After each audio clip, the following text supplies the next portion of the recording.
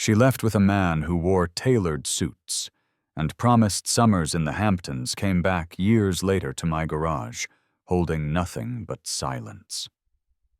Name's Daniel 52 EV mechanic. The cardigan she left still hangs in my closet. But I'm not the same man who waited by that door. Ever watched someone return after betting against you? Tell me, what would you have said? I wasn't born to impress anyone. I was born to fix things. That used to be enough. October in Indiana had a way of smelling like burnt leaves and possibility. That morning the cold bit through my flannel sleeves as I slid the shop door open. Same faded gray floor, same scattered bolts and tools Uncle Ray swore he'd organize one day. The smell of motor oil was permanent, but to me it wasn't grime, it was a kind of ritual. I poured myself coffee from the battered thermos Claire gave me the Christmas before last. The lid didn't screw on right anymore. I never replaced it. Country music buzzed softly from the old radio on the workbench. Nothing special, just another morning in the garage I'd worked to keep afloat since I was 21. I met Claire at a community college seminar on small business funding. I only went because the flyer said there'd be free snacks. She came in halfway through with a notepad full of scribbles and a jacket too big for her shoulders. The presenter was dull. We both knew it. She leaned over and whispered, "This guy's pitching dreams like expired cereal." I nearly choked on a stale cookie. Our first few months were nothing fancy burgers at the Waffle Castle late-night drives with the heater-broken gas station hot cocoa and laughing under blinking traffic lights. She didn't mind the grease on my hands, or the calluses. You fix things, she'd said once, and not just cars. The night I proposed, it was raining. I'd worked up the courage after fixing her old toaster. She loved that toaster. The ring wasn't new, but I'd saved up and polished it till it gleamed. She said yes through tears. I held her for a long time, soaked in that moment like it could carry us through anything. But a week later something shifted. Her smiles got thinner, her phone calls shorter. One evening while she stirred soup on the stove, I asked, "You sure everything's okay?" She turned spoon in hand and said, "They'll come around." I didn't ask who they were. I already knew. The first dinner at the Whitmores was polished. Cold. Their home looked like the inside of a lifestyle magazine, dim chandelier ivory carpet no one walked on, and walls full of portraits that seemed to watch you eat. Margot Whitmore extended her hand like someone inspecting a glove. Her voice was syrupy sweet. "So Daniel, what do you do with your time?" I told her I owned Morales Auto, a small garage a few blocks off Washington Street. I talked about building customer trust, repairing old engines, helping single moms get to work on time. I thought I sounded proud. She took a sip of her wine and said, "Blue collar can be charming. For a while." The silence afterward was loud. Claire reached for my hand under the table. I gave her a smile. It took effort. Her dad, Harold, offered polite nods, but rarely met my eyes. Her brother, Chase, barely spoke. The dinner dragged like a loose muffler. When we left, Claire said she had a headache. I didn't ask if it started before or after the wine. She kissed me goodnight on her porch. Soft, familiar, but as I stepped away, she turned back toward the window. The lights inside were still on. Her family still gathered laughing, talking without me. That drive home, I didn't turn the radio on. Didn't need more noise. Back at the garage the next morning, Uncle Ray was already tinkering with a carburetor. He handed me a wrench and said, "You're quieter than usual. Trouble under the hood." He didn't press. That was Ray's way. Let a man speak when he's ready. I tightened a bolt, stared at the undercarriage, and thought about Claire's words. "I just wish they could see you the way I do." But they didn't. And part of me wondered, was she starting not to? It's a strange thing, the shift between being welcomed and being tolerated. Most folks won't say it out loud, but you feel it, in the way chairs are placed, in the tone of a toast, in the glances that pretend not to linger. That morning I realized love alone might not be enough, not if the world around it is rooting against you. They smiled when I brought wine. They grinned wider when Brent brought stocks. Thanksgiving 2012. The kind of cold that made your hands stiff by noon and your smile feel like work.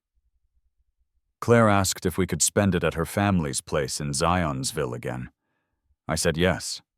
I always did. I spent 2 evenings after work in my garage carving a walnut serving tray. Finished it with a beeswax rub, elegant but simple, like something passed down through hands not auctioned off at charity. I even burned a cursive W into the center. Took me 3 tries to get it right. I wrapped it in soft paper and tied the ribbon myself. I thought maybe, just maybe, they'd see the effort. Margot opened the door with that practiced smile she wore like jewelry. "Oh, Daniel," she said, her voice warm and flat at the same time. "You brought something." She lifted the tray by the ribbon as though the walnut might smudge her nails and handed it off to someone in the kitchen. "Put this somewhere." That was all. The dining room looked staged. Heirloom china. Crystal that had never seen tap water. Candles set in holders that cost more than the couch in my apartment, the kind of atmosphere where you watch your posture and your volume.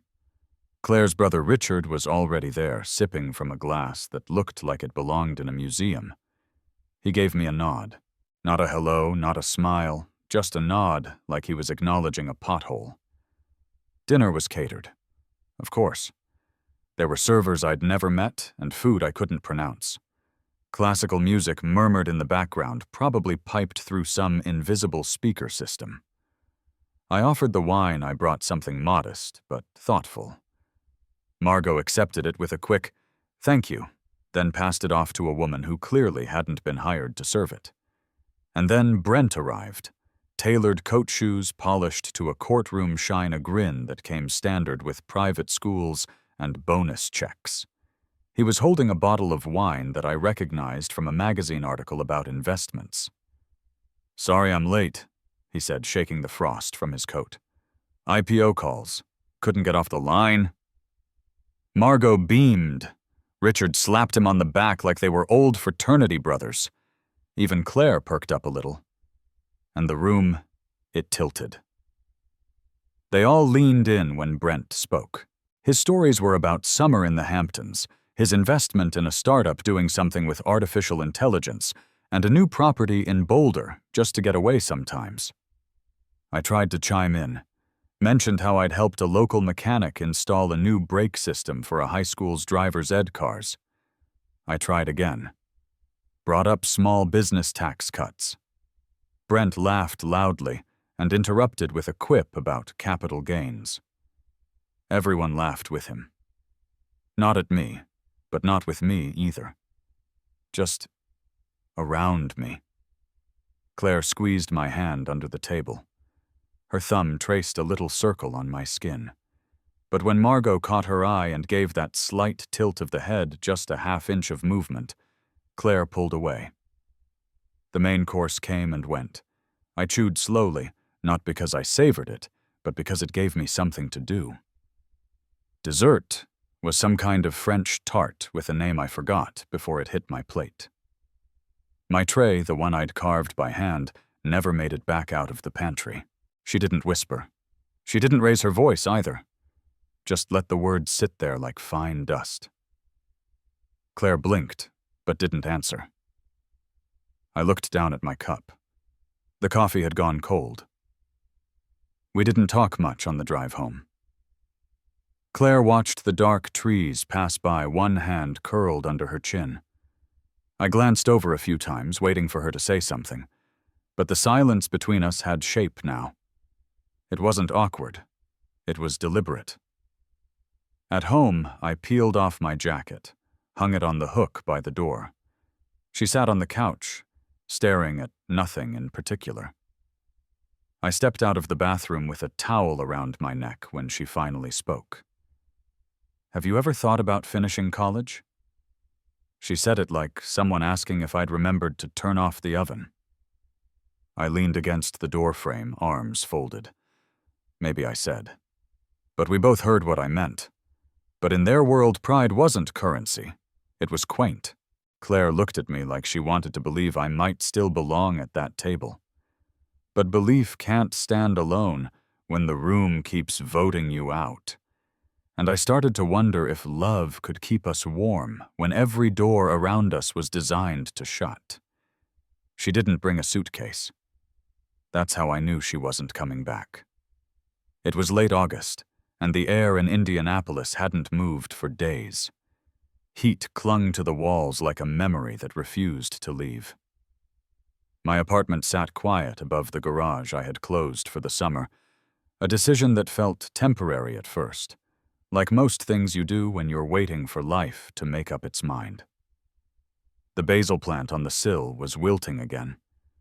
I kept forgetting to water it on the days I remembered her too much. She came at 7:12 p.m. I know because I looked at the clock and thought she's still on time for things she doesn't want to stay for. Claire didn't knock, just walked in her heels, whispering against the old linoleum like the floor was trying to warn me.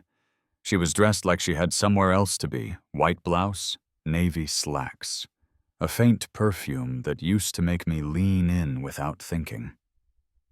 But tonight, I didn't move.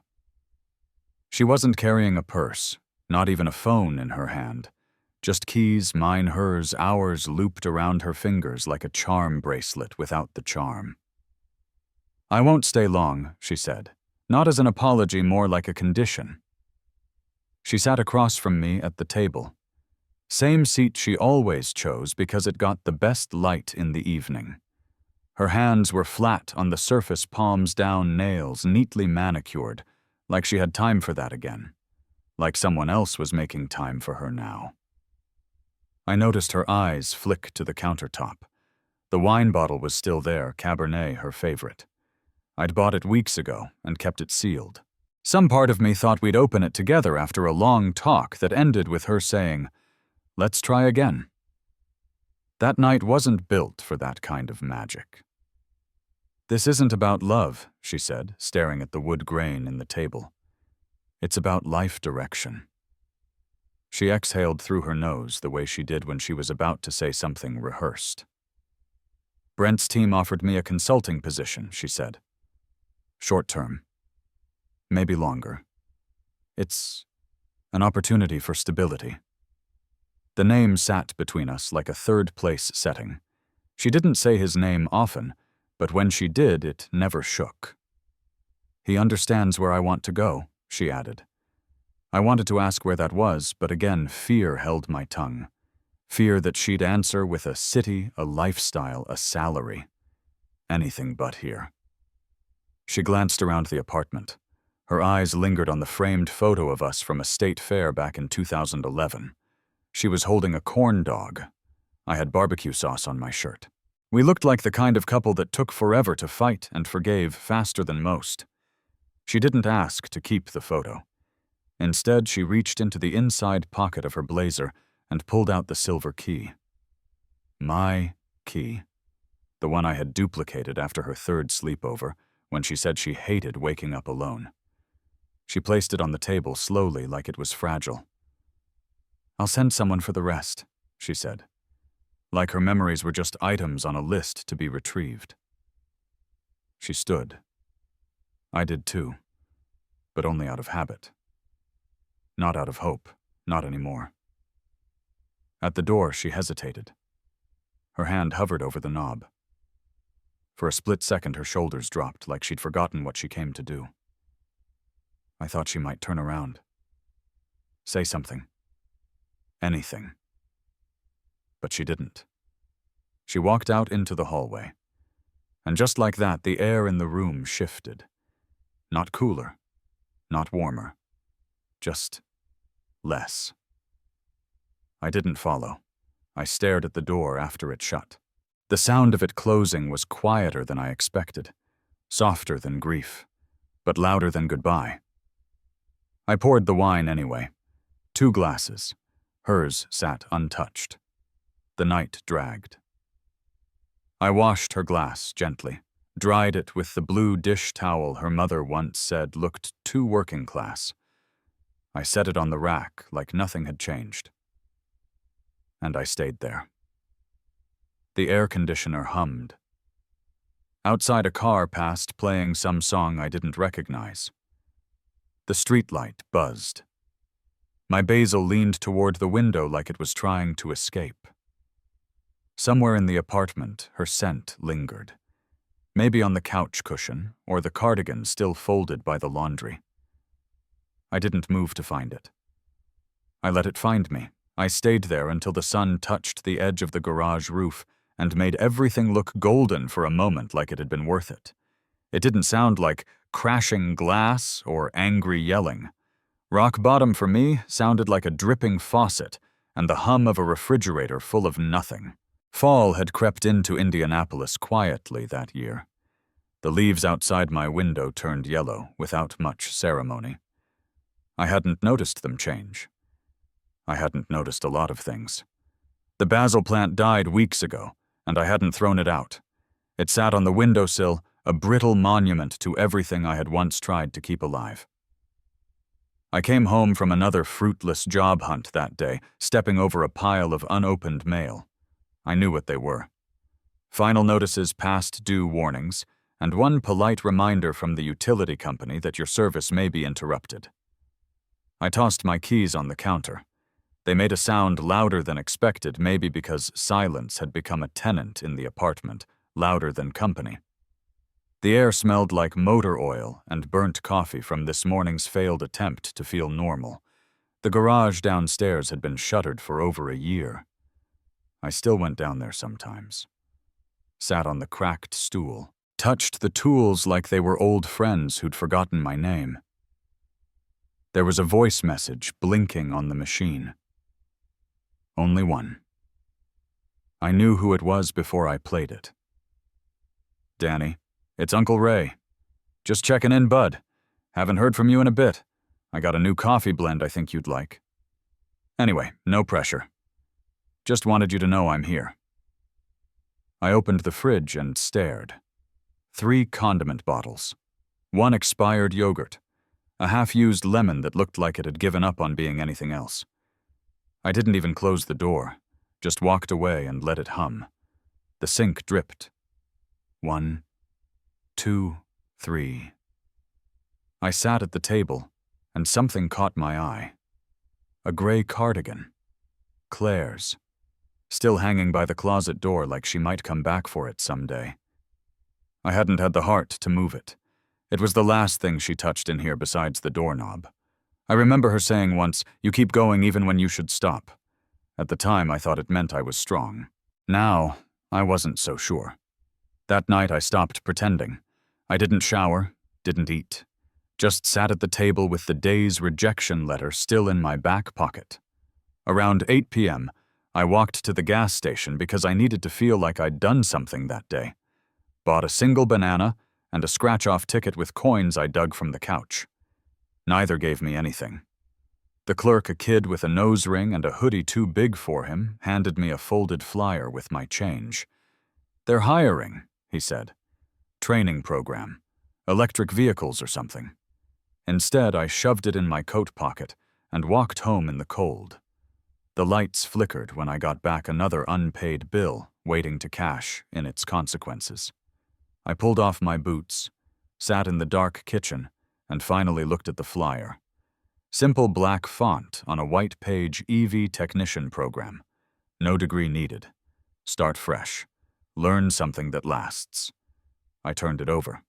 Blank on the back. Just possibility. For some reason I couldn't explain, I walked to the fridge, pulled off the pizza magnet from last Christmas, and pinned the flyer up. It fluttered slightly from the fridge fan. A whisper of change, maybe. I stood there for a while. The clock ticked. The sink dripped. The hum went on. Then I set an alarm for 6:30 a.m., something I hadn't done in months. I didn't know if I believed I could change my life, but I knew I couldn't keep ending it this way. Rock bottom isn't always a scream. Sometimes it's just a room that stops asking anything of you. And for the first time in a long time, I whispered something back. I sat on the floor for a while, not for any particular reason, just because a chair felt too formal for the way I felt. The tile was cold. My back leaned against the cabinet where we used to keep coffee filters and sugar packets she'd sneak from diners. There was a time I knew how to fix anything with my hands. Alternators, brakes, fenders dented by deer or distraction. But I couldn't fix this version of my life. Not with wrenches or willpower. The flyer stared back at me from the fridge. The edges curled slightly. I thought about how many things I'd pinned there over the years. Grocery lists, photos, Claire's Post-its with reminders like, "Don't forget to live." That one had peeled off last spring and landed behind the toaster. I pulled the flyer off the fridge and smoothed it against the table. The corner was already stained from the banana I never finished. Electric vehicles. I barely knew what went under their hoods, but maybe that was the point. I didn't need to be who I was. Maybe it was time to become someone else. I got up, not with resolve, not with purpose, just with breath. One more thing I hadn't run out of yet. That night I set the alarm again twice, just in case. The faucet still dripped. The fridge still hummed. But the silence no longer felt like it owned me. Tomorrow wasn't promised, but for the first time in a while, it was invited. The first thing I fixed wasn't a car. It was a plastic chair in the break room, one leg shorter than the rest, wobbling like it couldn't decide if it still belonged. I grabbed a washer from a drawer, wedged it under the leg, and just like that, it stopped complaining. Funny how a quiet fix can feel louder than any applause. The EV training center smelled nothing like my old garage. No grease, no gasoline, just solder whiteboards and the hum of electric motors. I wasn't sure I belonged, but at least the machines didn't seem to care. They needed help, just like I did. Raymond Cho ran the place like a cross between a drill sergeant and a favorite uncle. He never raised his voice, but somehow everyone listened. Maybe it was the way he held a wrench like it was sacred, or maybe because he looked everyone in the eye no matter their past. We ate lunch on a bench out back. He shared his kimchi and rice, and I shared silence. I wasn't used to eating with anyone who didn't ask me what my plan was next. Weeks blurred into months. I scrubbed floors, coiled extension cords, sorted screws by head type. Raymond would nod quietly when I did something right, and say nothing when I didn't. That silence taught me more than lectures ever could. One day, I found myself showing a teenager how to strip a wire without nicking the copper. His name was Marcus, 15. Always late, always watching the door like he was waiting to bolt. He reminded me of myself before I learned how to sit still long enough to care about anything. He asked if fixing cars paid well. I said, it can. But some days it just pays in pride. He nodded like he understood, even if he didn't yet. At night, I sketched in a notebook Raymond gave me. Diagrams, layouts, a dream that looked a lot like my old garage, but with a training bay, a classroom, even a coffee machine that worked. A place where kids like Marcus could learn more than just fixing things. A place to not feel disposable. Emma Brooks was the logistics consultant. Smart eyes, quiet voice. She walked like she had a list in her head and didn't need anyone's permission to finish it. She noticed my sketches during a supply meeting. "You ever think about doing something with these?" she asked. I shrugged. "Just drawings." She smiled, half-tilted. So was every building that ever stood. A week later, there was a folder on my desk. Inside zoning paperwork, grant timelines, a sticky note that read, Let's build it. I stared at that note longer than I should have. It wasn't love. It was something steadier, like a beam you could hang weight from and trust it wouldn't snap. Raymond passed by, looked at the folder, then at me. You strip a machine to the bones, he said, then you see what matters. I wasn't sure what he saw in me, but I was starting to believe there was something left worth building on. Some blueprints don't need ink, just faith and a steady hand. We started small. Emma helped file the paperwork while I rewired the break room outlet that sparked every other Tuesday. Raymond introduced me to someone at the city office who used to be a mechanic too. Said he'd fast-track the inspection if I promised to hire kids like Marcus when the time came. The center let me use their garage on weekends. I brought in a busted hybrid someone abandoned behind a supermarket and invited Marcus to help me strip it down. We worked in silence until he finally asked, "You ever mess up bad?" I paused, hands deep in the engine. "Yeah," I said. "I thought being good was enough. Sometimes it's not." He nodded. Didn't ask more. That was enough. "Perfect," I replied. "Neither am I." The first time I saw the garage with our sign taped to the door, Blueprint Garage Mentorship plus Repair, I didn't smile. I just stood there, keys in hand, listening to the buzz of potential, like it was a song only I could hear. I kept fixing things. Chairs, wipers, wiring harnesses. But I also started fixing the way I spoke to myself. Less doubt, less apology. I wasn't trying to be more than I was, just truer. Raymond dropped off a tool set one Friday. "You'll need this," he said. I didn't ask what that meant. I didn't need to. The past wasn't erased. Claire's voice still echoed sometimes in the walls I painted.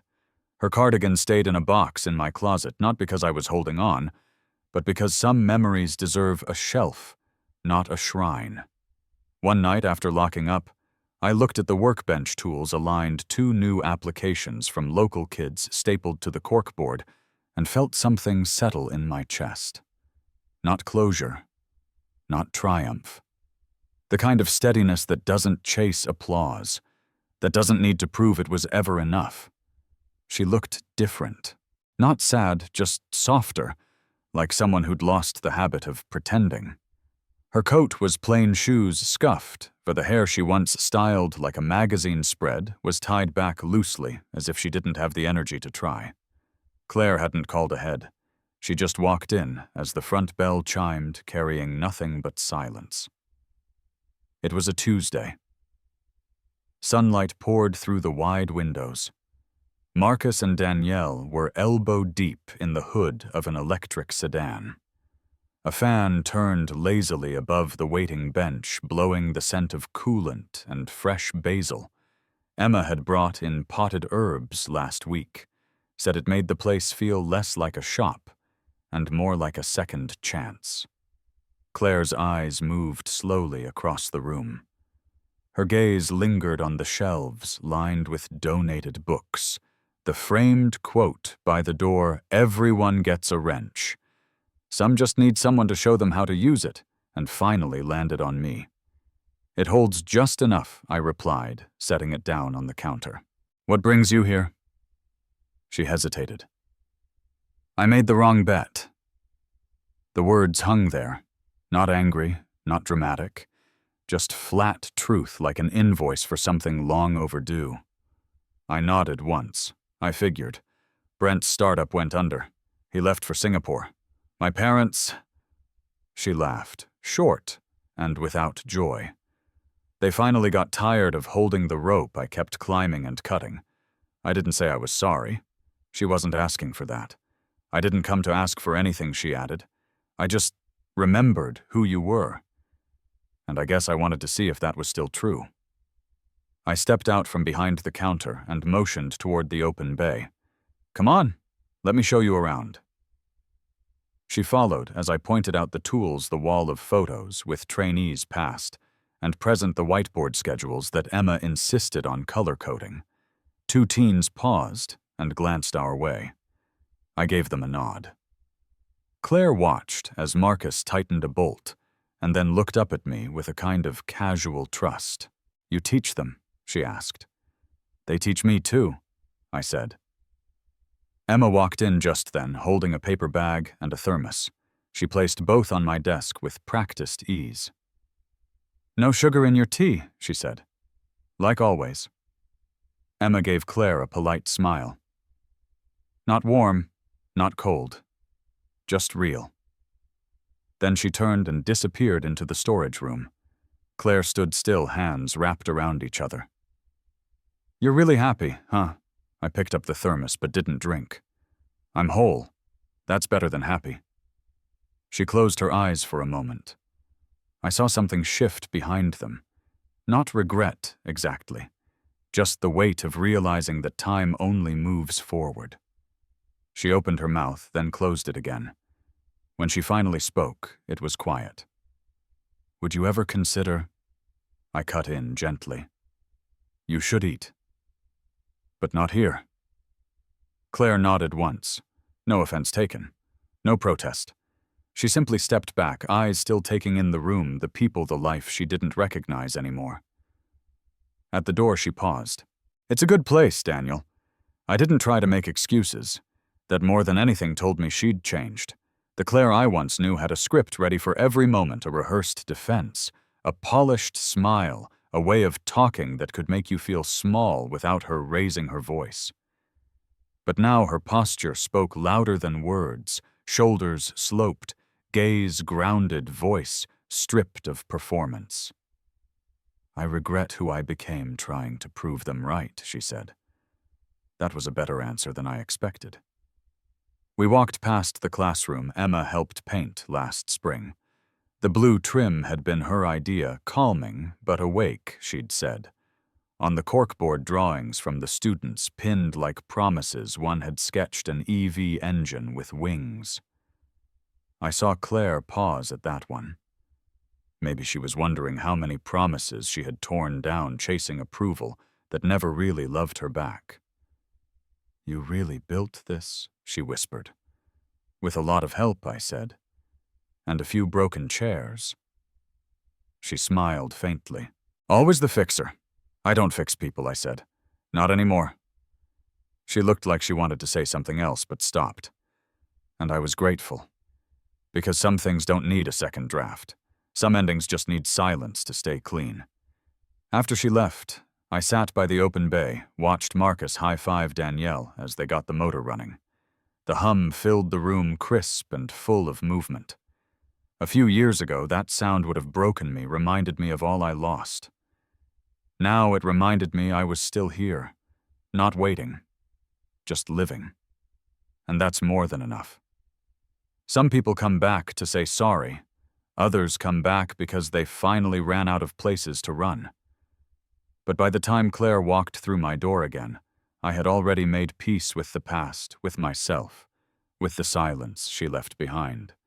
Life doesn't always hand us justice, but it does hand us choices like who we let in, what we carry forward, and when it's time to put down the wrench and stop fixing what's not ours to fix.